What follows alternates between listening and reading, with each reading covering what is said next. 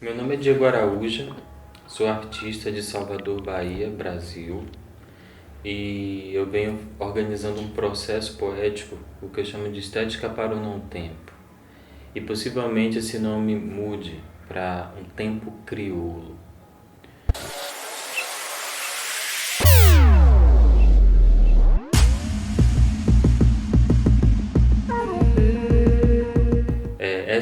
Esse processo me lança numa prática mais transdisciplinar, digamos assim. E de uns tempos para cá, eu tenho chamado de um processo artístico prático em arte expandida. Então é onde eu mesclo interesses visuais, espaciais, literários, dramáticos e performáticos. O Laboratório Internacional de Crioulo, ou simplesmente Laboratório de Crioulo, é um laboratório a longo prazo entre artistas do corpo do mundo atlântico. Esses artistas do corpo vindo de variadas mídias que possuem o corpo como meio de expressão, meio artístico. Isso vindo das artes cênicas, da dança, artes circenses, contação de história, griot, outras artes performáticas, alarinjô e etc. A ideia é justamente criar uma língua não nascida do trauma num laboratório a longo prazo com esse agrupamento atlântico. E através das estéticas, práticas e técnicas de cada artista do corpo, ir se fundindo, ir se mesclando, ir se relacionando para a criação dessa língua, essa nova língua crioula, não nascida do trauma, que vai levar em consideração uma espécie de consciência poética, ou uma consciência sensível no próprio ato da comunicação, consequentemente performativa. Durante o processo de criação de Quase Ilhas, uma obra que eu fiz em 2018, ela estreou em 2018, mas o processo vem de muito antes, onde eu lidei nessa obra, né, em Quase Ilhas, com criar nas lacunas da minha memória afrodiaspórica materna. Eu queria que o idioma, a língua dessa obra não fosse o português, né? Até que nas pesquisas familiares eu descobri que dentro de casa, em ambiente doméstico, mais ou menos ali até a primeira infância de minha avó, se falava uma língua crioula, onde se misturava a língua portuguesa e a língua iorubá, possivelmente com alguns elementos de línguas indígenas. E era chamado de trocar língua. O nome do idioma, o nome da língua era trocar língua. Bem, passando esse processo com Quase Ilhas, eu comecei a desenhar a possibilidade de uma performance de longa duração entre artistas e entre não artistas. Uma performance de longa duração, essas pessoas se encontravam numa espécie de um espetáculo mesmo, digamos assim, um performático, onde elas teriam que se comunicar sem usar os idiomas convencionais, né? Ou seja, os seus idiomas natais. Mesmo assim, eu não conseguia enxergar substância nesse processo, ou seja, em termos de uma obra artística, até me parecia interessante, mas fugia um pouco da minha ambição de criar de fato um idioma vindo das artes do corpo. E foi aí que eu cheguei de fato na concepção do laboratório.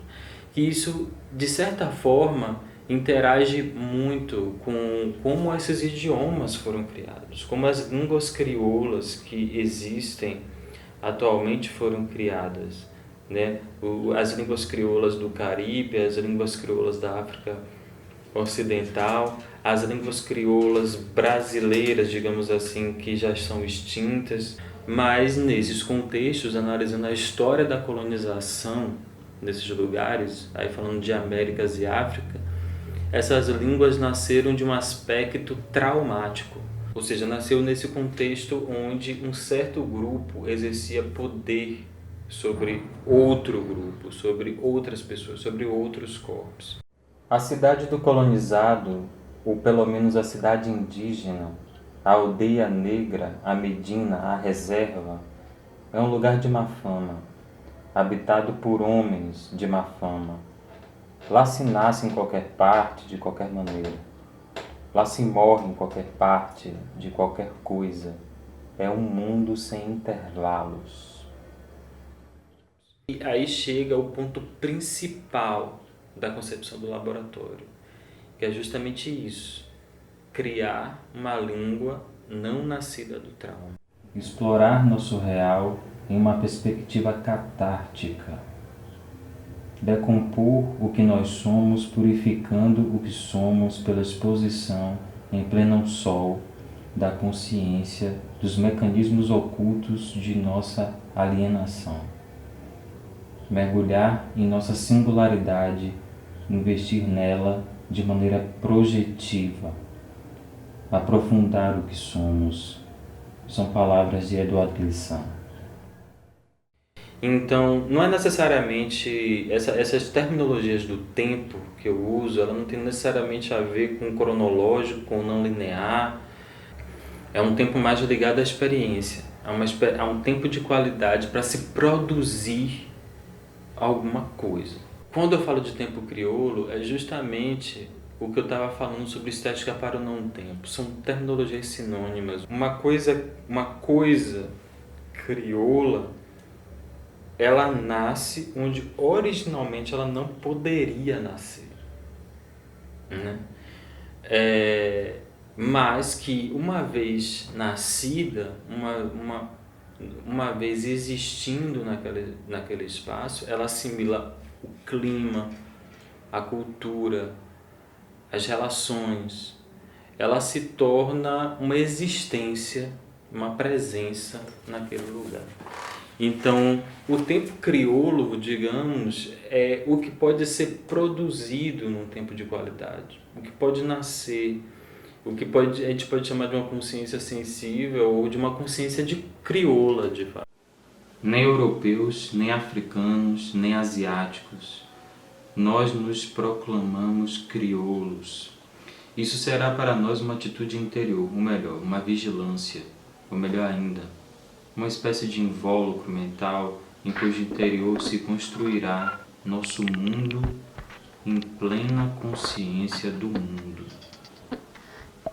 Eu precisaria de colaboradoras e colaboradores das artes do corpo que conhecem no ato de seus trabalhos a intencionalidade da relação. O Laboratório Internacional de Crioulo, ele ainda é um projeto. Então, o Game Ensaio, ele é a apresentação do programa do laboratório, fala das motivações do laboratório, fala sobre as influências que ele teve, onde ele nasceu. Basicamente o que eu estou dizendo aqui.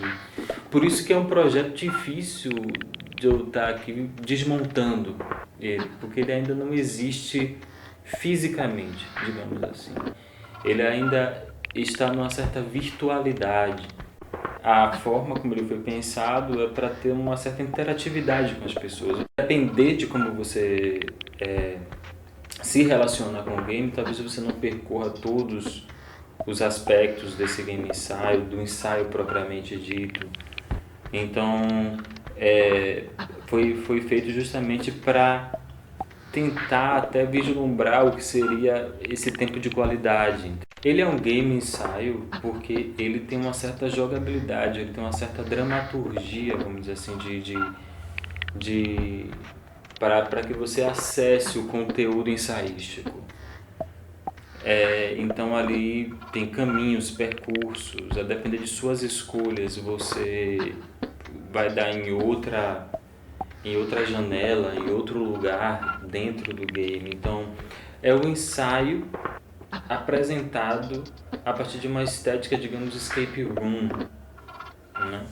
Tanto que para essa lógica de game, eu tive muito aí o auxílio de Laís Machado e de Anantar, né, que são conhecedoras de jogos eletrônicos, de games.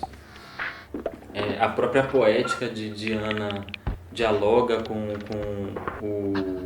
o jogo, né, com o game. Então eu tive aí, vamos dizer assim, uma certa orientação também dessas pessoas para conceber esse ensaio jogável, ou seja, que ele não é só, ele não é, ou seja, é um ensaio gamificado. Quando você faz um percurso de acesso do ensaio, ou seja, quando você vai, a partir de suas escolhas, acessando janelas dentro desse jogo, talvez você não tenha consumido ele 100%. Então, o interesse é sempre, a vontade é despertar também essa vontade de retornar ao ensaio e de percorrer um novo caminho, de percorrer uma nova, um novo caminho dentro do game. Numa primeira jogada, digamos que é impossível você completar o jogo. Talvez numa terceira seja possível completar esse jogo.